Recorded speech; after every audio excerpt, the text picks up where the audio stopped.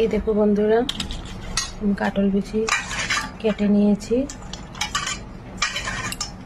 এখন অল্প জল দিয়ে একটু সিদ্ধ দিয়ে দেব। এই দেখো আমার কাঁঠাল বিচি সিদ্ধ হয়ে গেছে। দেখো সিদ্ধ হয়ে গেছে। চাল গরম হয়ে গেছে, আমি অল্প একটু রসুন দিয়ে দিয়েছি। ফাইনালি দেখো আমি কাঁঠাল বিচি কি দিয়ে করছি। এই দেখো শীতল।